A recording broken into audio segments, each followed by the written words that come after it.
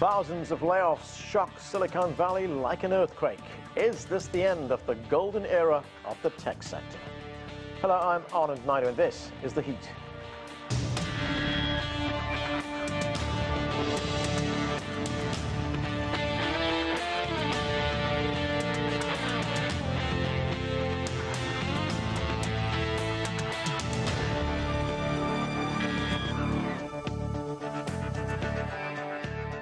Move fast and break things. The motto coined by Facebook founder Mark Zuckerberg illustrates Silicon Valley mentality for the past 20 years. But now the tech companies are tightening the belt. Since the beginning of last year, more than 200,000 people have lost their jobs. The CEOs of those companies blame the economic downturn for the cuts. But some analysts say maybe the companies moved too fast.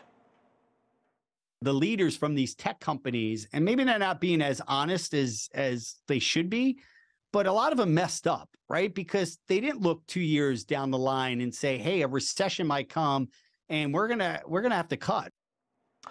To talk about the changes in the tech industry, let's bring in our panelists from Columbus, Ohio.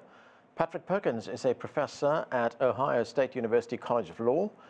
From Silicon Valley, Wang is a principal analyst and founder of Constellation Research. Sean Randolph is senior director of the Bay Area Council Economic Institute. And Mark New is a CGTN correspondent covering the tech industry. Thank you, everyone, for joining us. Mark, let me start with you. We've seen this wave of firings at a number of Silicon Valley tech giants. I mean, some of the biggest companies in the tech industry, Google, Microsoft, Apple. Now, according to the Washington Post, the big companies like Google, Microsoft, Amazon, and Facebook are saying the golden age is over. What is behind the layoffs? Well, trying to expand too much too quickly. And it's interesting you brought up this whole Silicon Valley motto of move fast and break things. Well, it turns out that this time around what's broken seems to be the lofty expectations of the tech world. During the pandemic, while nearly every other sector struggled, tech plodded along. And you think about it, why did they get so successful where their services were in high demand? During lockdowns and quarantines, really all you had to do was order DoorDash food, shop online, add to that the whole sort of remote connected services that expanded, including Zoom, Microsoft Teams. Tech companies bet big, adding more staff who also got more demanding too. I mean, just 6 months to a year ago, we were all talking about the Great Resignation. And that really was because tech workers were doing so well that they got to think about quitting their jobs and actually doing their pet projects or dream projects that they wanted to pursue. But that meant that in order to retain that staff, they had to pay them higher and give them more benefits. So that even put more things out of whack. But when we came out of the pandemic, those expectations were a little too high, and they were not able to keep up with those services. Throw in inflation, interest rate hikes, and capital drying up. Companies found themselves bloated after a prolonged hangover, essentially. Investors put pressure on those companies to be leaner, and those companies followed by cutting staff and trying to show that they were being efficient with their measures. Now, hundreds of companies, including everyone from Amazon to Google to Microsoft, all had to cut back, and even smaller fintech companies like Robinhood and Coinbase. In total, the U.S. tech sector lost about 42,000 jobs just last month alone. Anand. Mark, now it's not all disaster, is it? Because there are companies that continue to post profits. But is this a case where the profits are not high enough, so workers are paying for it? Well, I think it's a little more that the tech workers are suffering from the sort of misjudgment of the leaders and the founders and CEOs of the companies. It wasn't long ago when Mark Zuckerberg pretty much was going all in, for example, on the metaverse, even changing the company from Facebook to Meta. And pretty soon he had to apologize to his employees, as you recall, when he had to lay off 11,000 workers for revenues that did not come about. At the same time, we saw apologies from former CEO Jack Dorsey of Twitter, of course, after Elon Musk took over and slashed half of the staff. But a lot of apologies and their expectations are what caused the workers to suffer right now. Anand. Patrick Perkins, a number of tech companies announced their earnings reports on Thursday. Amazon, Apple, and Google all announced year-end earnings. Apple's income is 5% lower than at the same time last year. But if we look at Alphabet and Google, they're still growing. But if we look at the overall economic situation in the country, we still have inflation at about 6.5% now. It's down from its high of about 9%, 9.1% in June, but it's still very far away from the target of 2%. How are these factors affecting the tech industry? Well, it's absolutely affecting the tech industry because Silicon Valley already has an astronomical cost of living to begin with. Once inflation kicks in, even though the salaries are high in these tech companies, it's just not keeping up with the cost of living in areas like Palo Alto and the surrounding areas. It's extremely difficult for many of these employees, even at receiving many high salaries straight out of college. It's very difficult for them to have any sort of meaningful quality of life when they're working long hours and barely able to afford rent, even working in their so-called dream jobs in these high-end tech companies. And what do you make of Mark New's comment there, Patrick, that in many respects it was the CEOs who bungled? They didn't plan for this. I mean, there's absolutely truth to that. Part of it is the CEOs not planning for it, but a difficult part of this is the CEOs are pressured to have these astronomical year after year growth. That is the system that we've put into place, that there needs to be this incredible growth in order for these companies to stay relevant. If they don't have this sort of focus on growth and fast growth, they're going to get caught by the competition and they're going to get surpassed. So it's definitely a catch-22 situation, because if they prepare for the future, if they take a slower approach to things, they're likely going to get caught by the competition. But at the same time, if they do move forward at light speed like it's going on right now, we end up in this sort of situation. And this isn't a new thing to this crisis. This has happened multiple times in the past with the dot-com bubble back at the 2008 recession. The players are different, but essentially the tune is the same every single time. This isn't systemic to just these CEOs. It's systemic to the Silicon Valley system in general. Ray Wang, is there a broader impact to the tech industry when we look at these layoffs, when we look at the downturn? I mean, how does it impact things like innovation, like tech progress? Well, back to what the other panelists have mentioned, I think what's really important to understand is during the pandemic, 2019 through 2022, tech companies were hiring because no one else was hiring and because they were growing very, very quickly, and they could barely find work. There were three opportunities for every job applicant in the tech worker business. Today, we're down to like 1 to 1 in terms of applicants to opportunities. So this is a minor blip. I don't think it's as bad as we're making it here. But the Valley is definitely its influence is diminishing, and it's a significant loss as people are leaving, but that has a lot to do with the way the Valley is structured, right? We are aging all across the board, but if you look at things like, tax environment, this is a brutal place to operate. Housing unaffordability, it's happened because of massively regulated policies that have not worked over the last 15 years. It's anti-success social policies that are there, that are anti-capitalistic policies in place, and public safety and crime is up, and population, corporation, flight are gone. Almost 500,000 people have left. 350 companies have left the Bay Area. So this is a bigger thing that's going on with innovation and cost than what's going on in terms of just a small blip in terms of where people are leaving, and it looks like a lot of layoffs are happening.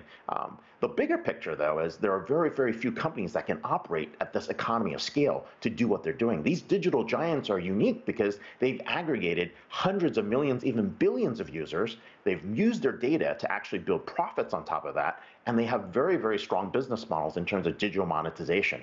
That's why they're still there, and that's why they have the ability to invest in R&D and invest in the innovation that this country needs. So, Ray, you mentioned the pandemic there, as well as how it impacts innovation and progress in the tech industry. But I mean, there have been other factors as well, hasn't there? Things like supply chain issues, which was hurt by the pandemic. I mean, are we over the worst of that now? We are over the worst of a confluence of crises. We've had inflation, we've had interest rates, we've had inventory, we've had infection, and we've had invasion. And in each one of those categories, we can kind of see the light at the end of the tunnel. Interest rates impact the valuations. And if you notice what happened, tech stocks got revaluated. The PE numbers came down significantly. Then earnings expectations came down. Then the job cuts came into place. And we're at a point where we're going to see a reset in 2023 in terms of how tech companies are being valued and what those expectations are. It's good for the economy. It's good for the tech companies in the long run. In the short term, there's a lot of pain. But the good news is folks that are losing jobs, from what we can tell, are able to find new opportunities within 60 days so far. If they keep going in terms of the job cuts, it might be 90 days, but there's still a lot of demand for tech workers. Sean, we often hear that if California were a sovereign country, it would be among the top 5 economies in the world. It's a massive economy, and much of that is driven, of course, by the tech industry. And when we look at what is happening now, I mean, will this downturn affect the state of California in any significant way, or are we perhaps reading too much into these job layoffs? Well, I think it depends on how long this goes on for. I agree with what's been said earlier that the layoffs right now are the product of massive overhiring in the last 18 months or 2 years. And if you just read the media, it can seem a lot more dire than it actually is. For example, Meta announced they were laying off 11,000. The big number. That's a global number. It's not just the Bay Area, that's all around the world. But they hired 68,000 people the year before. So you take 11,000 globally out, they're still, 64,000 ahead, or whatever the number is. They're 50,000 plus ahead of where they were 2 years ago. So you could apply that to Salesforce. All these companies that are laying off workers, there was this enormous spike in 2021 because the digital economy was flying and they thought it was going to go on forever that way, and it didn't. You had inflation, you had the Fed raising interest rates, you had supply chain issues, and all of a sudden the market starts to cool and they just got overextended. But I think we need to compare the layoffs now against the enormous scale of hiring in 2021. And then we're really back to where we were a couple of years earlier. I think the implications for the future, though, if this goes on for another couple of quarters, I think we do have some real issues. But as one of your speakers just said, 80% of the people who are laid off by these tech companies are being rehired within 3 months or hired by new companies. 4 in 10 get a new job within 1 month. So they're being picked up by startups, and they're being picked up by non-tech companies that need tech workers but weren't able to compete for it. So I think the issues for us here are tech workers have not been coming back in large numbers to offices. We have more remote work eligible jobs in San Francisco than anywhere else in the US. So I think that's going to affect the ability of these companies to put people back in their offices and affecting commercial real estate. I think that's a real topic. And if tech catches cold in this area, eventually the rest of the region catches cold to some degree. It affects property taxes for cities like San Francisco and other cities. So I think we'll just have to see. I think right now it feels like a big correction, but not the end of year. Right, Sean, and I want to get your views, Sean, on something that the other panelists have been talking about, and that is the way in which performance is measured by Wall Street. This constant pressure for growth, this constant pressure on share price. To what extent is that responsible for what we're seeing? Well, I think that's there. The expectation, of course, has been there for a long time that tech is just going to go zooming on forever. And I think it does have a really strong future. But I don't see it being driven by Wall Street expectations of return so much as the enormous expectations of tech, because it has been revolutionary. It's transformed so many industries. It's transformed consumer markets. It's transformed services. And it is going to continue to do that. I think the miscalculation has been simply around the durability of some of these markets. And Silicon Valley has been cyclical forever. We've had booms and we've had busts, and there have been big booms and big busts. And we're, I think, back in another one of those cycles. But people have written off Silicon Valley periodically for decades, and it's never been true in the end because it has phenomenal ability to reinvent itself again and again. And Mark New, what about the other kinds of impact that this is having? If we look at San Francisco, for instance, one of the biggest cities in the United States. It's really the poster city for the United States. So we've had the pandemic, thousands of people working from home, thousands of people have left San Francisco. And as you pointed out, rentals are very high. It's very high cost of living. What kind of impact has it had on the city? Well, if you drive downtown during rush hour or across the Golden Gate Bridge, you'll soon find that traffic levels are starting to get back to very annoying levels. But we still have this problem of office vacancies. I think pre-pandemic, we were just at about 4% vacancy. And at the start of this year, it was up to about 26%. And that has caused problems with the whole ecosystem of downtown. For example, Mayor London Breed even criticized Salesforce CEO Mark Benioff, who's been an ally of hers for a lot of social good policies. She criticized him for the sort of flexible work policy. That flexible work policy, when workers stay home, they don't go downtown, they don't spend in restaurants, they don't go to bars, they don't go to the fitness centers around there, and the whole economy suffers. At the same time, I would say the streets are not empty right now. There's still people down there, but the city has been getting a black eye for a lot of break-ins and crime and homelessness, partially, part of this cycle where there's not enough housing.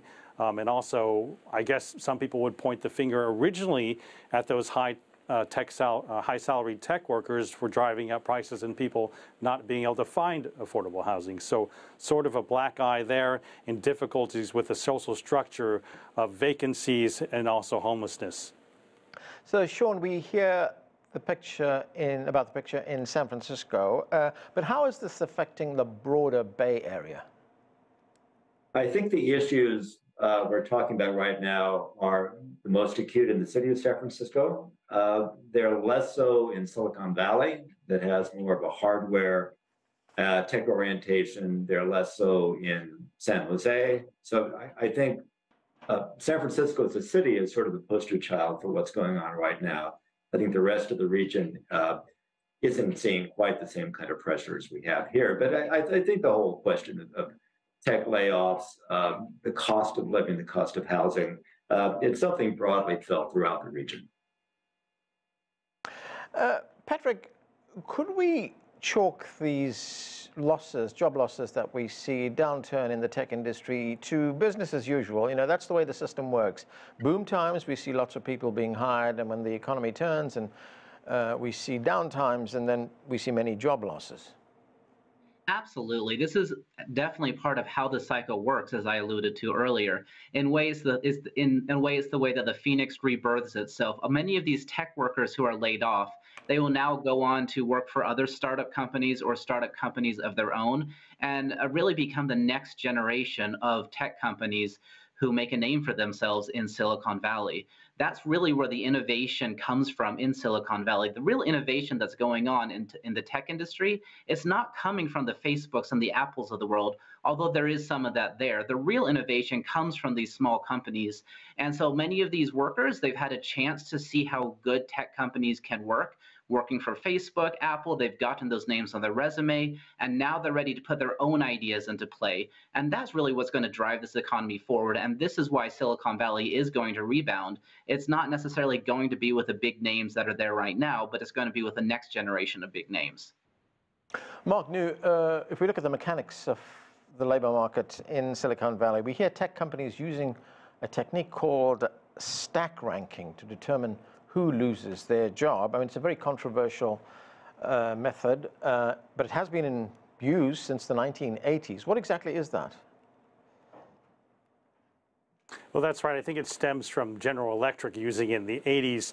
And is essentially some of these tech companies are known to rate their employees on a curve. And generally, the top 20% are seen as the top talent, the bottom 10 to 15% as the low performers. And obviously, the low performers go first. It may seem like a rational policy in some ways, but it's also been criticized as creating a sort of cutthroat environment where you're really looking to just be one up on your fellow employee as opposed to looking out for the good of the company. But regardless of how you see it, it's sort of seen as a part of this wave, of strategies of companies trying to take back power from their employees. Anand. Ray, many of these tech companies, of course, have diversified. I mean, we got a company like Google. It's got a car project going as well. It's not just a search engine. Meta is investing in metaverse. What happens to those kinds of projects when they start implementing austerity measures?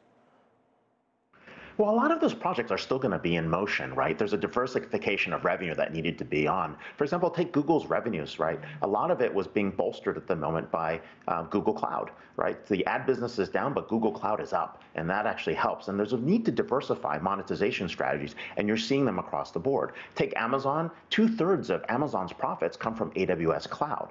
And so I think that's the challenge that, for example, Meta, Facebook is facing, is they've got to get beyond a one-trick pony in digital monetization. And there's 6 ways to do it. You can do it in ads, goods, search, services, memberships, and subscriptions. And each of these digital giants have done it in a different way. But Amazon would be the poster child of doing it in all 6 models. And so you take a company, for example, like Apple, their services revenue is bolstered. It's almost $20–30 billion now. And it's going to continue to make up, at some point in the next 2 years, 25% of their revenues. So you're going to see that diversification on the innovation front. Now, in terms of like big moonshot projects, which Google's known for, that's probably going to take some time, and they probably will fund less of those types of projects as companies implement austerity measures. Take, for example, Salesforce. I mean, they have had a lot of innovation projects, a lot of acquisitions.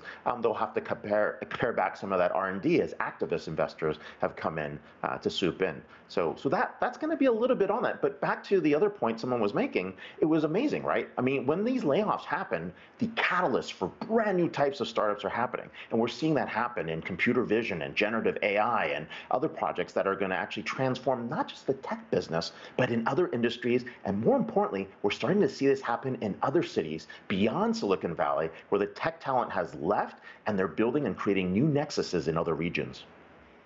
We've also seen another kind of phenomenon, Ray, and that is where the logic behind some in Silicon Valley was to grow first, make money later. I mean, we've seen that with Amazon, actually, when it started out.